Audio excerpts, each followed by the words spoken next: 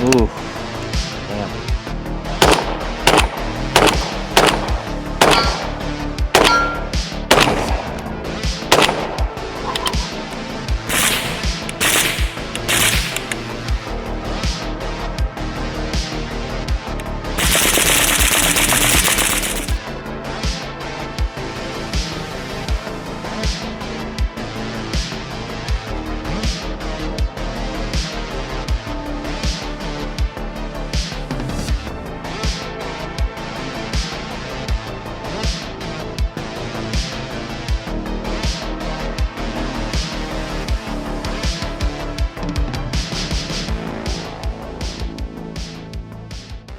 I think we can all agree on one thing, that AKs look freaking cool.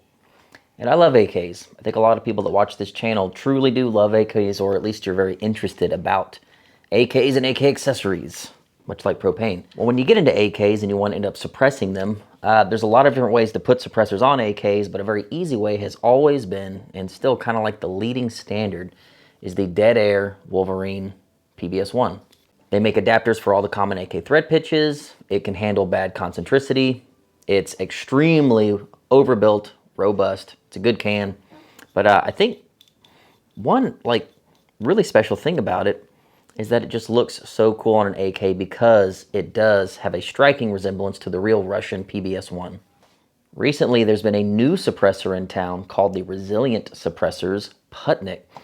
And if you don't know why this can looks so weird, I want you to get off this video right now and Google the Zenitco Putnik. Much like the Wolverine PBS-1 has a striking resemblance to a Russian real PBS-1, this Putnik looks a lot like the Zenitco Putnik. So again, we're into AKs because they look cool, right? At least a lot of us are. Well, this can looks really cool on an AK. Furthermore, it's a really good can. So I want to talk about it today. You've probably seen this can in a lot of our videos recently, but I'm finally ready to give it a review. I've got several thousands of rounds through it, through different guns, calibers, and barrel lengths. We'll talk about all that today. I got a ton of footage on it. Let's go ahead and get into it. Before we do that, I got to give a huge shout out to Silencer Shop. They are not sponsoring this video, but I told them I was going to do it. Silencer Shop came out big time for us at Kalash Bash. We gave out so many suppressors to attendees at KB. It was like a couple dozen, some stupid number of suppressors. They reached out and said, we want to pay for every single tax stamp for every can that you gave away for your attendees. And we were like, awesome. I said, you know what, dude, send me a t-shirt. I'll wear it in my Putnik review, and I'll hype you guys up because that's freaking awesome. They didn't have to do that, but they did. So, hey, Silencer Shop, awesome company. And I believe all the cans you see in this video are available at Silencer Shop. If you find a kiosk at a gun shop from Silencer Shop, use it. It makes the whole boring process of the paperwork and the ID photos and all that so much easier. And right now, turnaround times are faster than ever. So do it. Now's the time to get cans. So thanks for the shirt, Silencer Shop. And thanks for being super based and super cool. Let's get back to the video. I want to say the first time I ever shot the Putnik was a prototype at a Primary Arms range day. I think I've still got the video here on one of their post-sample demo guns. Even though it was a prototype, I was just absolutely obsessed with it. The way that it looked on like an Alpha Out, modernized AK, I thought was super freaking cool. Because I had seen pictures of the actual and video of the Zenitco Putnik. I believe on the Zenitco YouTube channel, you can find some videos in there. They don't really talk about it much on the channel, but you see it on a lot of their videos. And it's just cool that I feel like I'm holding a can that I'm not supposed to have in this country. Like this is a naughty Russian can that will never be imported, but it's American made and probably has even better technology on the inside that I have personally felt firsthand.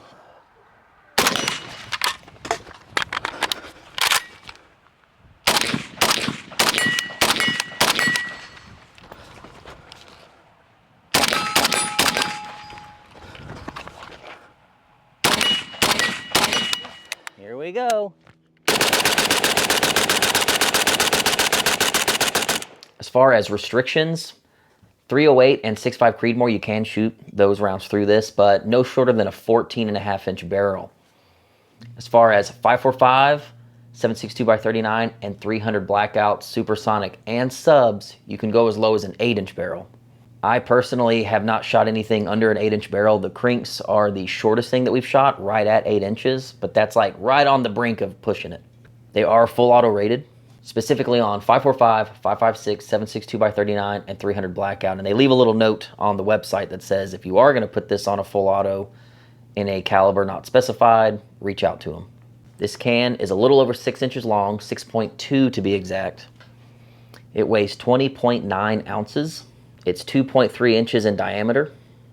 Stainless steel and titanium. Says here it's 17.4 stainless and 6Al4V titanium. It has a high temp Cerakote, and it's still all there. I've noticed that right around the hole here. Might have seen a little degradation, but it's all still there, and it does show scratches throughout the can, which I just think looks cool on cans. But the coating's all still there. There's no rust, there's no corrosion that I can see. So the high temp Cerakote has held up. The big question is mounting. So it's going to come factory with this adapter that you see here for 24mm threads. That's all of your AK-74, like 100 series AKs. The Bulgarian 100 series, the Russian 100 series, basically all the cranks. Anything that has an AK-74 style thread pitch, 24mm right hand, it comes out of the box ready for that. So the internal threads on this thing are hub threads, so it is hub adaptable. So we've actually ran this on a mini barrel back in the day with a dead air chemo adapter threaded into the hub threads. So really, any muzzle device that's hub adaptable, you can mount this on that gun. If you can put a hub adaptable muzzle device on the gun, you can put this on that. I've actually got some JMac muzzle brakes with hub threads. You can take this adapter out and thread it directly on, which is the only way that I got it to stop loosening on a 7.62 AK. So let's go ahead and talk about the bad. Honestly, there's really only one gripe that I have with this thing, because it's really just all been good. It's really just the fact that it really doesn't have anything to lock into on an AK. So, you know, AK's muzzle devices don't use crush washers or anything. That's why they have spring-loaded detents. So a lot like what the Wolverine does, it actually has notches to lock into the spring-loaded detent on your AK, keeping it from loosening. That's really the only gripe I ever had about this thing, was that it's just a constant thing you have to pay attention to, make sure it doesn't loosen. I did reach out to Tyler and said, hey man, that's like my only thing. How do I keep this thing from loosening? And he says, we know there's just, it's a direct thread with nothing to tighten into. You're just gonna have to pay attention to it. They are looking into a factory provided device that does use the spring-loaded detent on AKs. So hopefully we see that come out fairly soon. That's really the only bad I have to say about it. So let's go ahead and get into a good, of which there's a lot to love about this freaking thing. So purely just from a shooter's aspect, this can does kill recoil. It absolutely does. It has a flow-through technology. So unlike standard suppressors that use baffle stacks, like the Wolverine, this will not add any back pressure or certainly add any recoil to your AK. It just won't. It'll certainly feel better than shooting without any suppressor at all. Shooting this side by side compared to the Wolverine on several different calibers, you can tell a noticeable difference, more so with short barrels, which I thought was weird. I could tell a drastic change, a drastic drop in recoil with the 8-inch crinks on both calibers.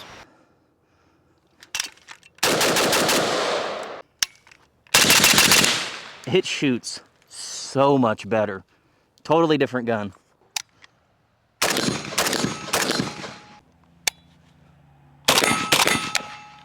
Night and day difference. Putnik wins. When I did shoot this on 16-inch AKs, I felt like it dropped the recoil less. Why, I don't know. Probably a dwell time thing.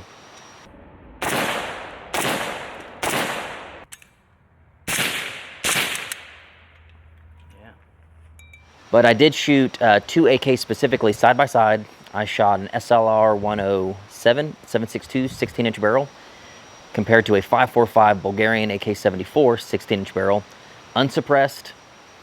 Then I put a Wolverine on both, and I put the Putnik on both, and you can absolutely feel the recoil reduction with the Putnik.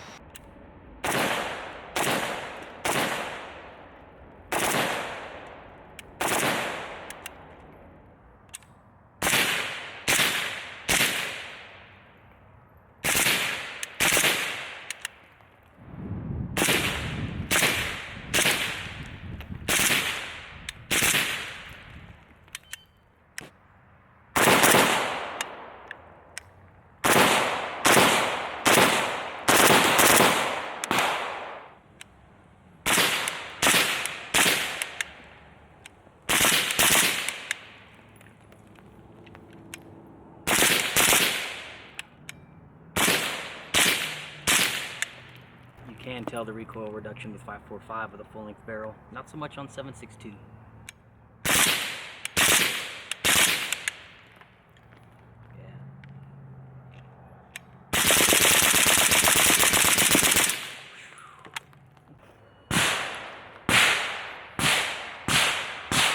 Another really cool bonus is, although it doesn't have the internal like conical V-shaped baffle holes like the Wolverine does, the Wolverine, the holes get slightly bigger as you get to the end of the can to help with, you know, wonky barrel concentricity. This does not, but it was perfectly, almost perfectly concentric on every single AK that I tried it on, checking it with a suppressor alignment rod. Never had a problem with concentricity with this thing, and I've tried it on 6 different AKs. And yes, I have seen the videos of these things basically blowing up or shooting half of the can off. I know that was a flaw with the weld design. I did get this one after all of that had been addressed and fixed. So the way they're shipping now is with the upgraded welds internally so that you won't launch them off the can. I will say the 2 guns I noticed the most drastic drop in recoil would have to be the 7.62x39 Crink. That was like a night and day difference. Like, I don't even want to shoot that gun ever again without the Putnik because it made it feel so good.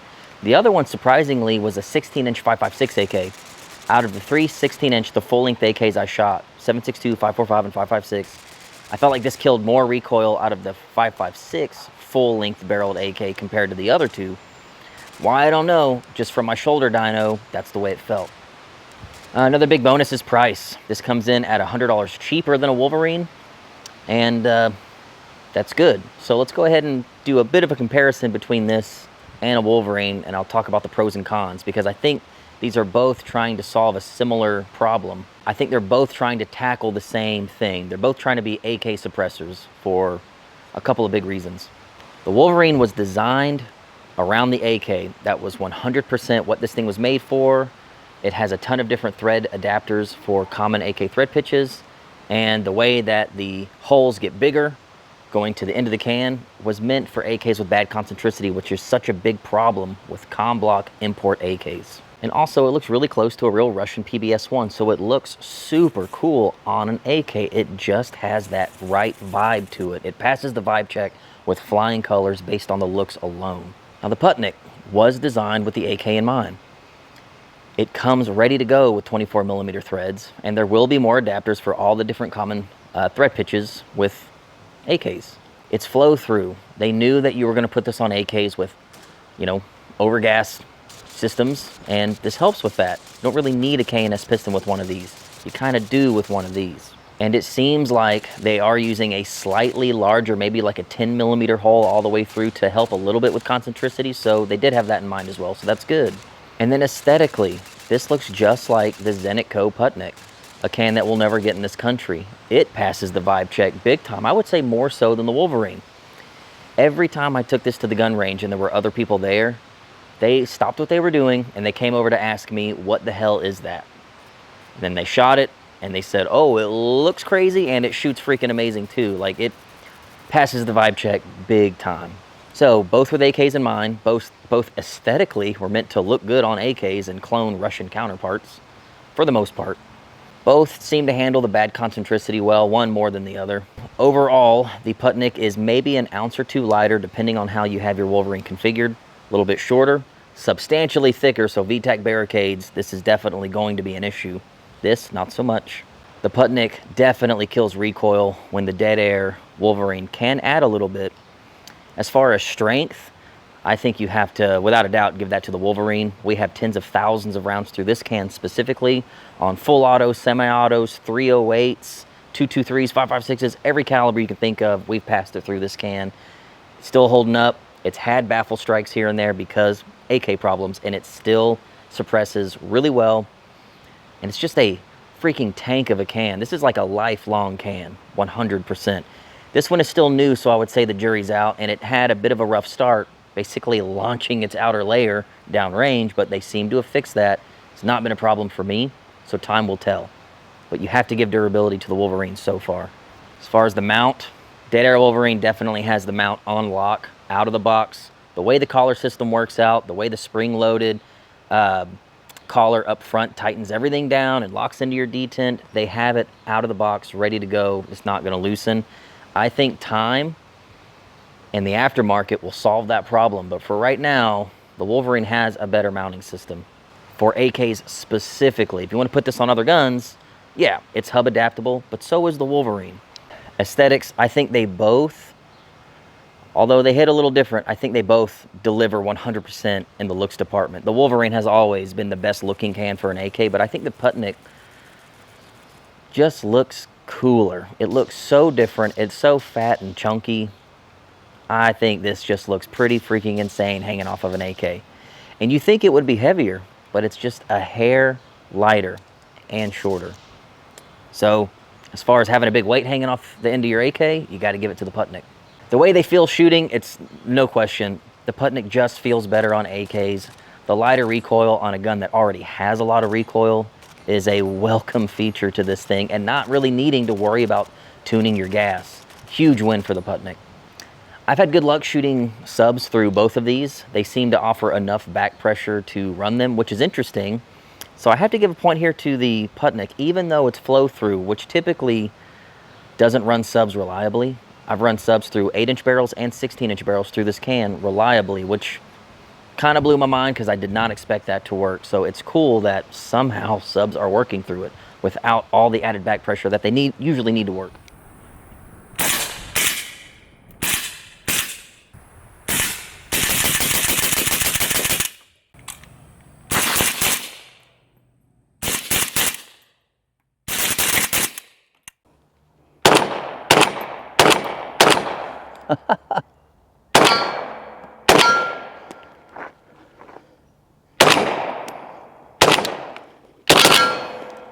Whoa. Whoa, dude.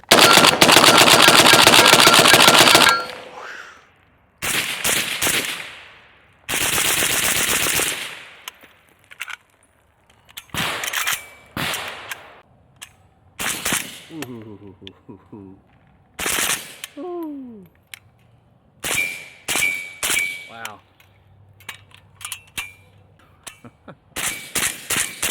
Wow. Dude.